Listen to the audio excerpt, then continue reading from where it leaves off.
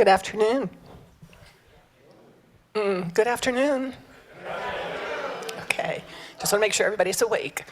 Okay, so my name is Devorah Kelley, and I'm today's service associate.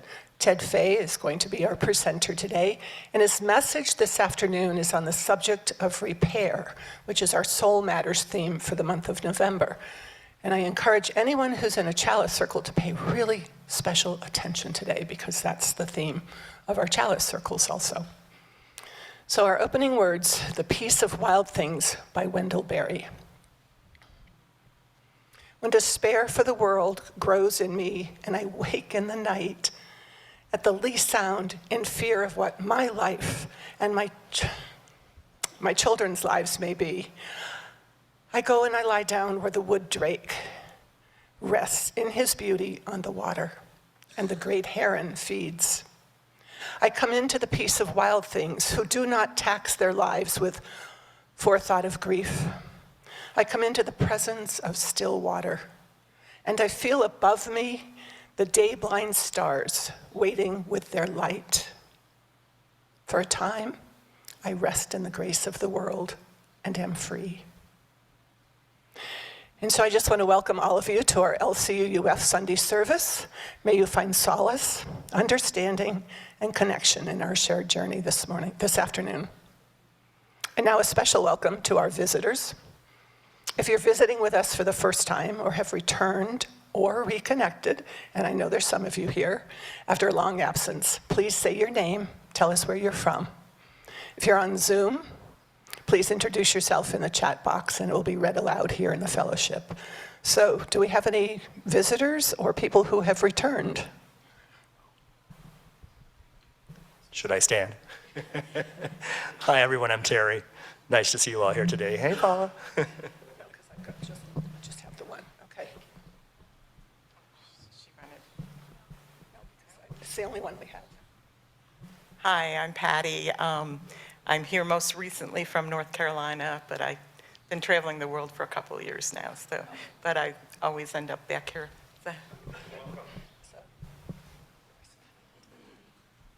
Hello, my name is Greg.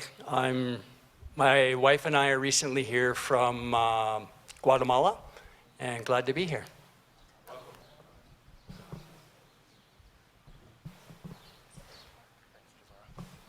Hi, my name's Mark, and Gloria and I are just back a few days ago from Winnipeg. And we're thrilled to be here, and we're beginning to have a feeling of landing at home as we come here. And we've experienced so much loving and warmth, particularly from people in this congregation. So we're very appreciative and glad to be back.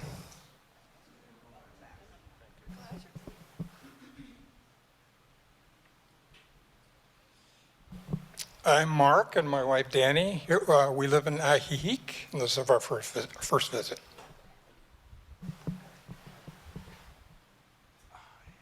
I'm Tom McClure.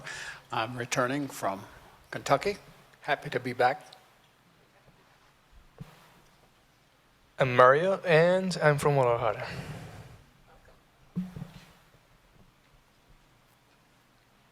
Hello, I'm Alan. I'm originally from New York City, but I've lived here in Mexico for the past about 35 years. Welcome. Kate, do we have any new people or returnees on Zoom? No, we have none today. Okay. Well, a special welcome to all our visitors and our returnees. We're so glad that you are here today for this service. And here at LCUUF, we offer a wide variety of services on a variety of topics, from our minister, Matt Alspa, who should be back in a week or so, and as well as members and outside guests. We hope that you'll return to sample this variety of thought and belief. Our chalice lighting words are by Adam Slate. And it's called Honoring Our Common Connection and Our Uniqueness. We gather this morning as one community, a community united by common ideals: love, justice, diversity, freedom, mutual care, and equity. Yet look around. Look at the faces around you. Take a minute. Look at the people that are gathered here. Each face represents an individual. Every one of us with our own story, our own needs, strengths, and faults. So we light our chalice today honoring our common connection and also the uniqueness that lives within each of us. Now, having lit our chalice, I'm going to stand aside so everybody can see it. Let us Kindle this night in celebration for the life that we share. So this is the time in our service when we can briefly share our joys, our sorrows, our concerns, and our milestones. Because there is power in the sharing when we hold each other in community. Just a sentence or two is usually enough. We're going to start with people here in the room to give people on Zoom a chance to write their joys and sorrows into the chat to be read by Kate. As the mic is passed, please share your sorrows, whatever you or the world may be holding that is in need of our healing and caring thoughts, and or your joys, whatever you may be celebrating, whatever evokes a feeling of joy or peace for yourself and for others. Okay, are there any joys and or sorrows here in the room?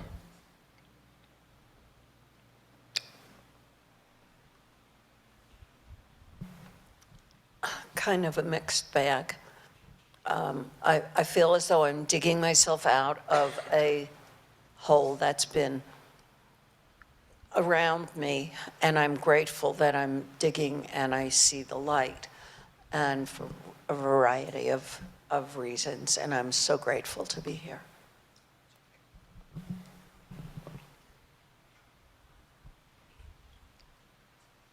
Hello, I'm Hannah, and this is Joy. It's a little bit different topic. I announced that the chocolates can be done. It's a little bit hot. I almost wasn't sure coming. But before Christmas, every Sunday, I will sell them. 100% goes to the fellowship. And it's Tabascan 70% dark organic chocolate, handmade by me. Enjoy. That's definitely a joy. Any other joys or sorrows? I have a joy. We had the feria this weekend, and I know many people hosted and worked it, and it was really a blessing to have all those folks with us. My joy is I finally got to go to the feria after living here for 3.5 years, and I bought my first Katrina. So, and she's on my altar, so I'm very happy about that. Did you have your hand up, Tom? For better or for worse. Wait. I have a joy that for better or for worse, the political season is over in the United States for a while. Okay. Hi, and speaking of that, I've been dealing with a lot of sadness about that fact that it's over, but not really over in some sense.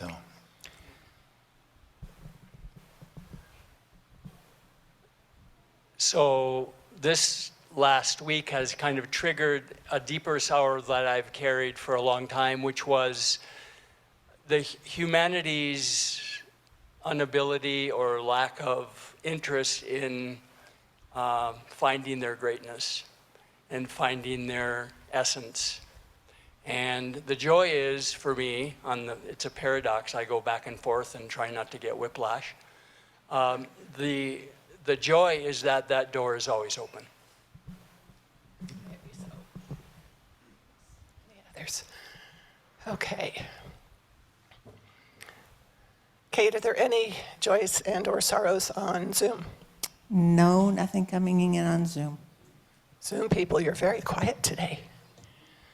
Okay, and this care candle that Dee Dee's lit is from our care team, and we light it to represent the joys and the sorrows, both spoken and witnessed today, as well as those that we hold in the silent sanctuary of our heart. Let us share a moment of silence.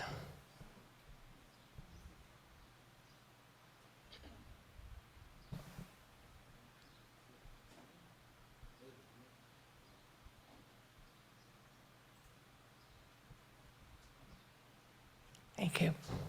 As we know, the work of our fellowship within these walls and beyond, excuse me, take our time, our talents, and our treasure.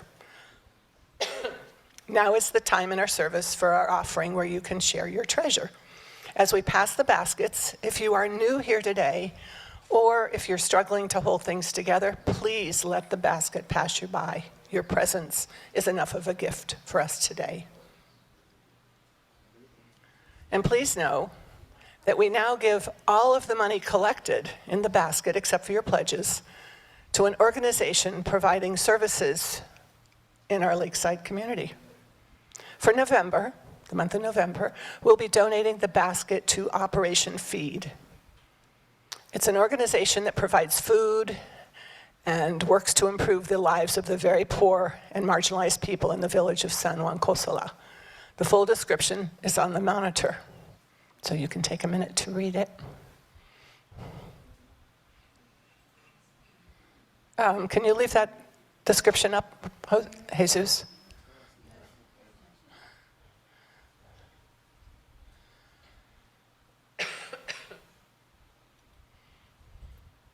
So we take to heart these words by UU Minister Erica Hewitt. This offering that we take each week, each Sunday, it isn't just a stale habit. It's an opportunity to recommit to this place and to these people. Our offering is an affirmation, a yes. When we give, we say yes to something we value. With our gifts freely given, we say yes to the values of our faith. May this offering help us practice Unitarian Universalism within and beyond our congregation. May it sustain and grow the life and the work of this congregation within these walls and beyond, as we hold out the hope for a more loving and just world.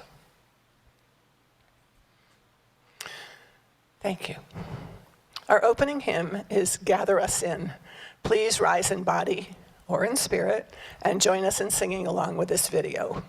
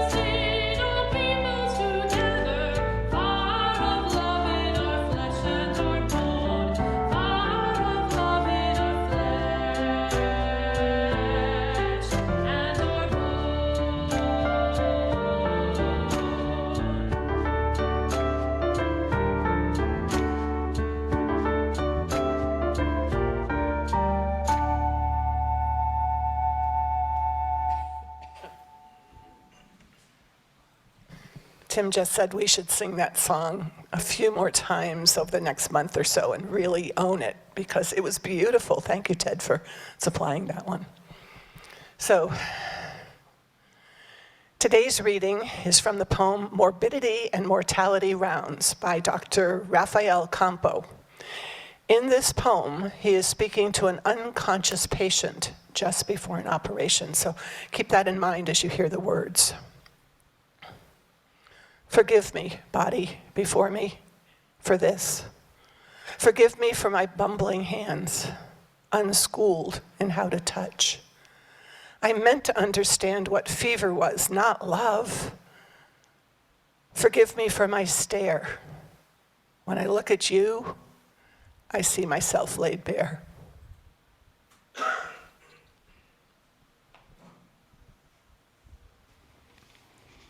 This working? Yeah. Okay, so, hi. Before I start, I want you to know that the patients I mention are real. Very real. But of course, I've changed their names. So all of what I'm about to tell you happened. When I was 9 years old, my dad was transferred from Michigan to New Jersey. It was 60 years ago. So before the interstate system was underway, when a great deal of long-distance driving was on two-lane roads, often winding and lovely. And my two sisters and I always fought in the back seat to be on the right side. Why? This. Obviously, so we could search for the Burma shave signs that seemed to be hidden around every curve. They were always funny and they always had a message. Now, for those of you who are too young to recognize these or who grew up in a different country, these advertisements were everywhere in the rural US. And you can't really see all of this, but it says, if daisies are your favorite flower, keep pushing up those miles per hour. Burma shave. So we ate at diners with jukebox selectors at each booth and played everything from Doris Day to Bill Haley and the Comets to the scandalous Elvis Presley, right? Those were the beginnings of rock and roll. And that summer, as we neared New Jersey, we stopped in Pennsylvania and went to the Benjamin Franklin Museum, partly to see that massive heart, through which, if you were a kid, little kid, and you were small enough, you could go through it, following the path all the way from the top of the right atrium, down through the four chambers and out the aorta. And it was awesome, right? When you walked slowly and silently, you heard a deep, throbbing heartbeat that just made your bones vibrate. The heart, guys, is still there. It spoke to me, and I must have walked through it a dozen times in 1956. I remember staring at the chambers and the valves, although I had no idea what they were, imagining torrents of blood rushing alongside me. Now, I knew that my dad had wanted to be a physician, but he'd lost his hearing in the great pandemic of 1918, and instead, without hearing aids, went to Purdue and became a chemical engineer. And I knew in my own 9-year-old way that engineers and doctors fixed things, that they were experts at repairing machines or the body, and I wanted to do something like that. I wanted to solve problems and fix things. 14 years later, after graduating from Notre Dame, I went to Ethiopia in the Peace Corps to teach 7th grade science, expecting to go into a doctoral program in psychology afterwards. I was in a small village on a 10,000-foot plateau with one asphalt road, one telephone wire, no electricity, eucalyptus groves, a Southern Cross overhead, and a 22-year-old incompetent college graduate with no experience trying to teach science to kids who could hardly speak English. And one day, a boy came, don't know what that is. One day, a boy brought his sister to me with an extremely infected foot. I had no idea what to do. I knew nothing about medicine, nothing. And I washed her foot and I sent her home.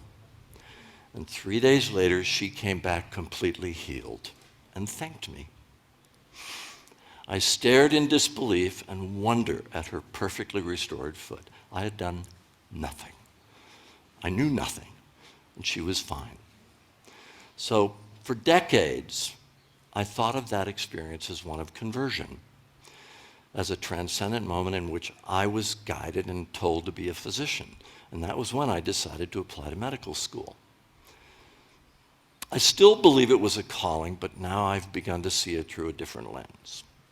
Now, I wonder whether if I'd paid attention or had known how to pay attention, I would have understood that I was both being given strong guidance and a message.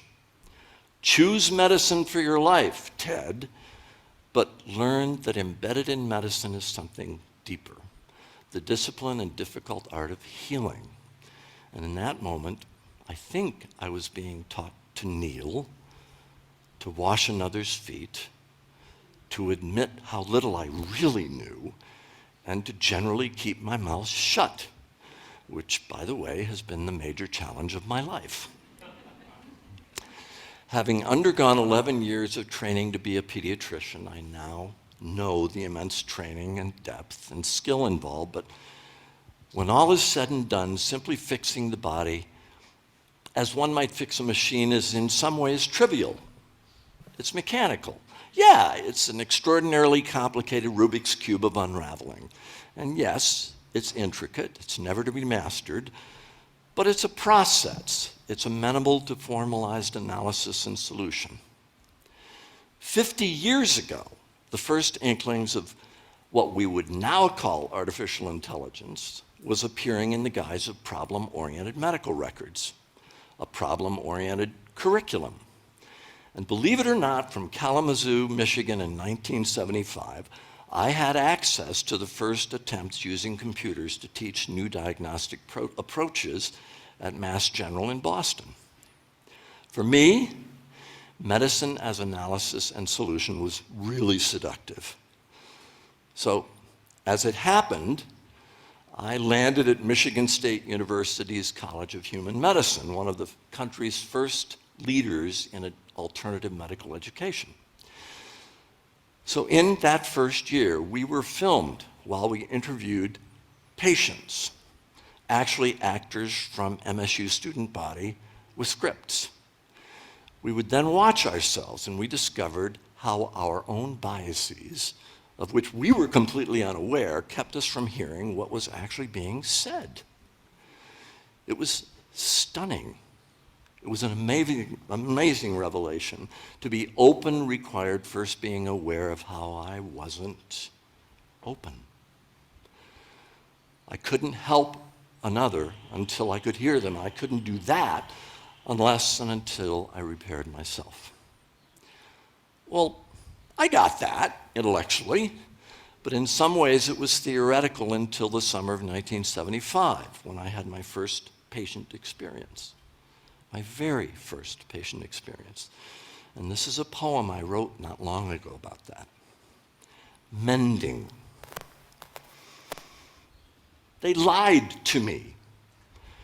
I sat on those hard chairs for years, flooding my eyes with light shows of detail, and I lay in bed, ingesting endless mountains of wisdom.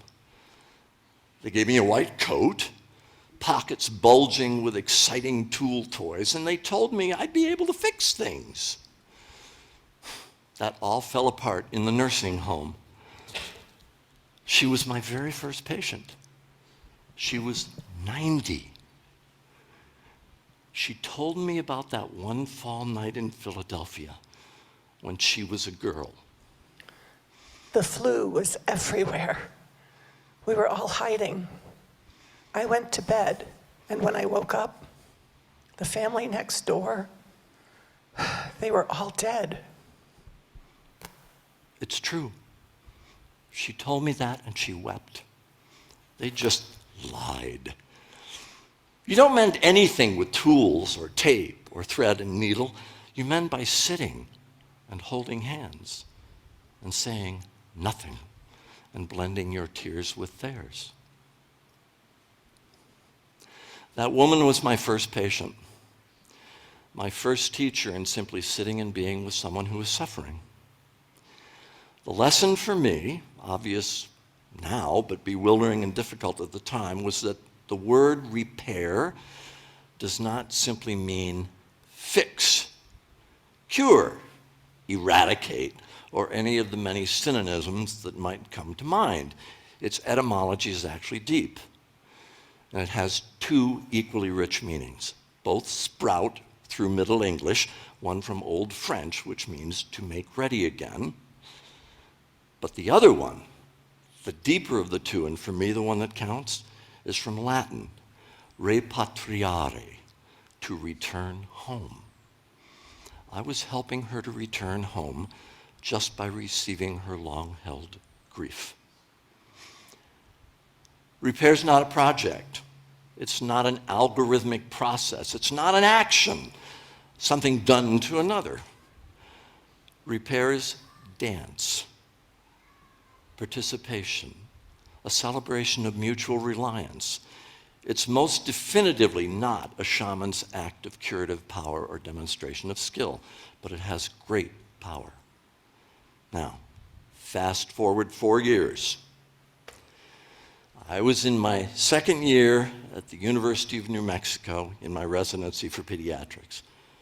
This was 44 years ago. There were no pediatric emergency rooms. There was no pediatric emergency medicine subspecialty. We were on call every third night. And if a kid came into the ER, we residents were responsible. We were it.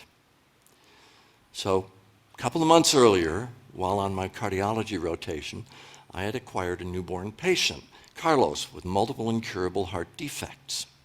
And I was on call for the ER when they woke me at about 2 a.m. and said, "A 4-month-old named Carlos is here and we need you stat." I ran down and I found him with his parents, blue, in distress, his mom clutching him tightly in fear. And the ER docs wanted to know from me whether we should intervene. Now there's a moment, a threshold that marks the time when you know traditional medical tools have failed or are going to fail. Perhaps one of the most difficult tasks is to learn that when that threshold has been crossed, you accept it with humility and reverence. And this was such a threshold. Guys, I was young. I was afraid. I was afraid to say yes. I was afraid to say no. But there was time, so I called my mentor, John Acey, who lived 10 minutes away. And he came in instantly to be with me, to give me the guidance I needed. In his presence, John finally said, "Ted, this is your decision. You know the family. I don't." But he was there as my support as I supported the parents. So here's what I saw. I saw a 4-month-old Carlos. In front of him was a minefield of ventilators, blood draws, arterial lines, chest tubes, intense, painful intervention, with an ultimate outcome that would not be meaningfully different. He was going to die soon. So I took a deep breath, nodded no to the team, turned to the parents and said, "Hold your baby close and be with him until he says goodbye." And John and I both stayed with them until the end. This is repair. This was holding hands and sending a baby home. Didn't feel like it at the time, it just hurt, but it was a lesson in the mutuality of healing. Now, you all might not think there could be anything positive in such a moment, but you'd be wrong.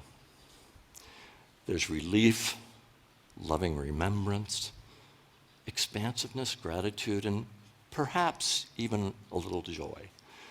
It's bittersweet, but there's joy in the moments shared in even such a brief life. I cannot know what the parents remembered years later, but I really hope they remembered in part that when their baby died, because nothing more could be done, 2 men stood near them compassionately and shared in their grief. I believe that in such a story is a reimagining of medicine itself. What it should, what it must stand for, what its purpose is. But I also believe there's a deep chasm between how medicine, at least in the US, is practiced and the reality of who we are as humans. So, here's my 5-sentence rant. I believe that medicine in the US has come to be defined by an overwhelming fear of death and illness. I believe that such fear has completely distorted how medical care is delivered, resulting in enormous emotional and financial cost, and is a major contributor to the deterioration of the quality of care in the states. Think about this. The bulk of Medicaid and Medicare costs are sucked up by neonatal care in the last 6 months of the lives of the elderly. The system is well and truly broken. And I don't think things will change until we repair ourselves. Truly accept our essence as mortal beings, live in gratitude, and accept the limitations of our lives. Last story. I met Judith 16 years ago, shortly after I went to work for Group Health in Tacoma, Washington. Her mom rolled her into the room in a very sophisticated wheelchair to meet me for the first time. She was about 17 years old. She was born normal, but she had bacterial meningitis sometime around 1 year of age. And since then, she'd been nonverbal. She couldn't walk. She had very limited cognitive development. She required tube feedings, had severe scoliosis, and her problem list was endless. She did occasionally smile. Mom had no other life but caring for her profoundly disabled daughter, and had done so for 16 years. Her marriage had disintegrated under the stress and demands of their child's chronic disability. It was just Mom and Judith. Her previous wonderful pediatrician had tried fruitlessly to get Mom to consider a care home, but Mom wouldn't hear of it.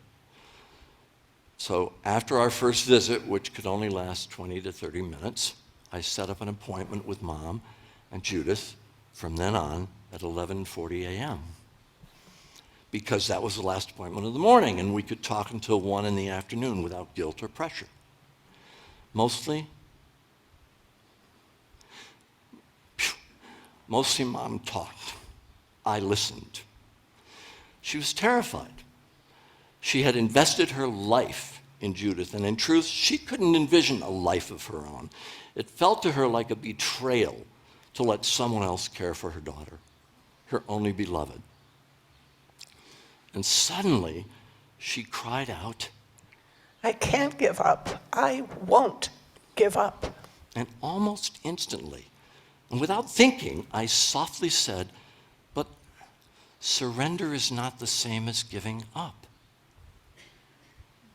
To this day, I have no idea how those words emerged. Mom stared at me and then looked at her daughter. And I don't honestly remember anything else that was said, but I remember her intense gaze, and shortly after, the visit ended and they left. I do remember going home that night and telling Priscilla I had no idea at all where in the world my reply had come from, but it was the right one.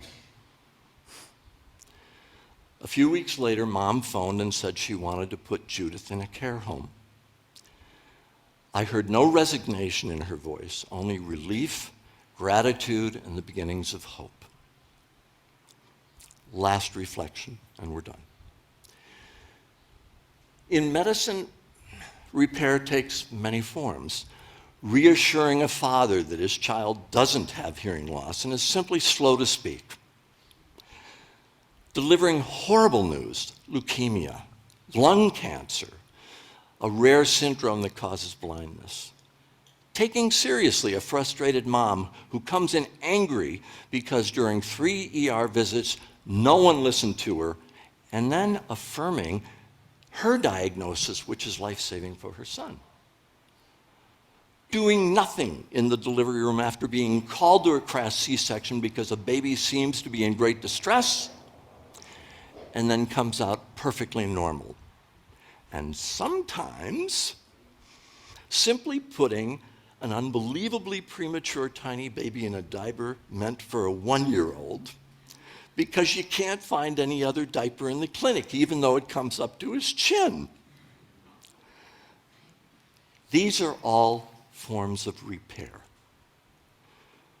Whatever form it takes within medicine, whatever form it takes within our lives, whatever our work may have been or is, and perhaps especially right now, right at this moment, repair is about hearing what is being said. It's about understanding that in being present to others, we are changed. It's about breathing in pain, fear, anxiety, hopelessness, and breathing out reassurance, comfort, and one's own presence. In the end, it's about love. In the intensity of the days and moments, I know I've often forgotten this most important lesson, but I've tried to live in its spirit. It is never simply the other that needs healing. Yesterday I was clever, so I wanted to change the world. Today I am wise, so I'm changing myself.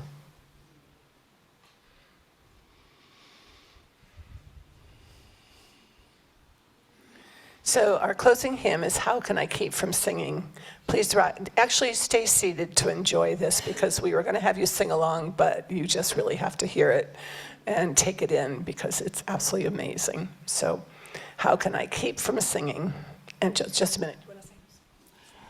Only that Karen Thomas is the founding director of Seattle Pro Musica that is internationally known, and she wrote the arrangement for this, and it's brilliant. So enjoy.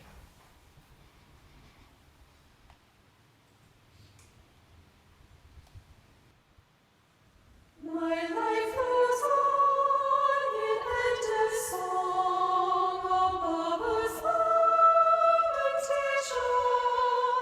I hear the river far off hymn that hails a new creation.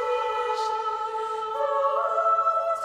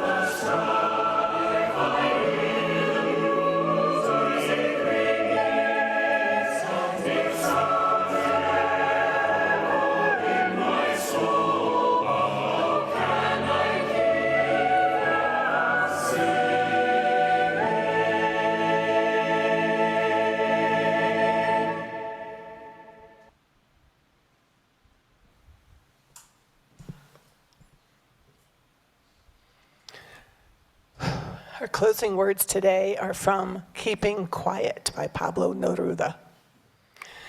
Now we will count to 12, and we will keep still. For once on the face of the earth, let's not speak any language. Let's stop for a second and not move our arms so much. Perhaps the earth can teach us, as when everything seems dead and later proves to be alive. Now I'll count up to 12, and you will keep quiet, and then I'll go. 1, 2, 3, sit down, 4, 5, 6, 7, 8, 9, 10, 11, 12.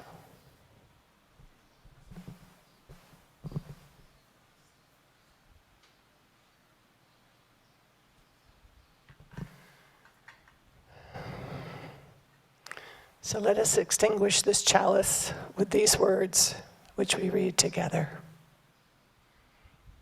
We extinguish this flame, but not the light of truth, the warmth of community, or the fire of commitment.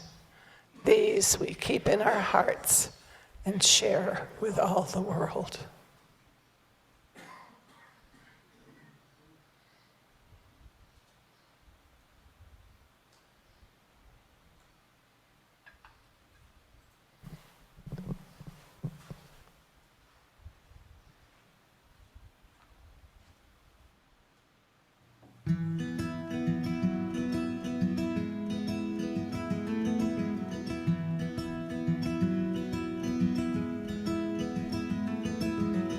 Una casa vacía nos espera, una mesa servida para dos.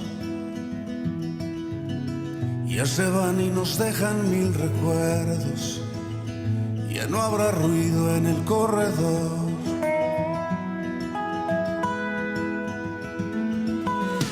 Ya no más dejarán la puerta abierta,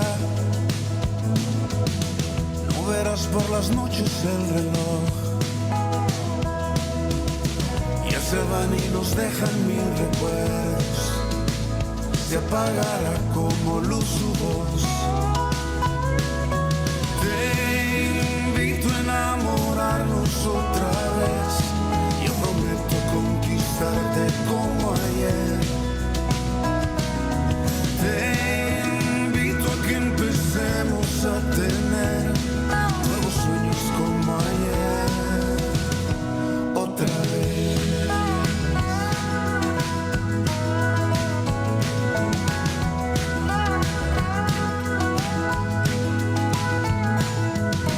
No habrá luces prendidas por la casa,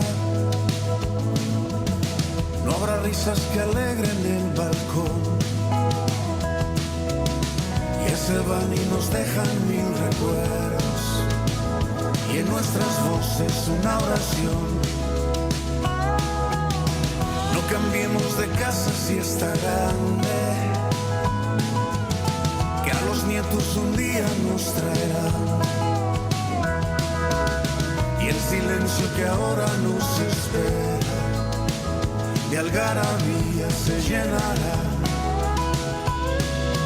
Te invito a enamorarnos otra vez, yo prometo conquistarte como ayer.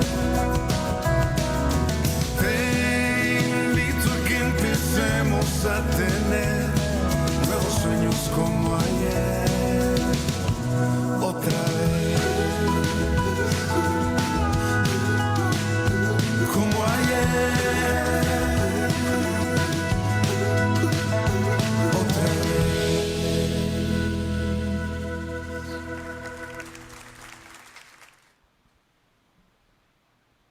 So if anyone's interested in the words and the link to that last song, there's a sheet on the table just as you exit the sanctuary. But for now, our worship is over, but our service begins.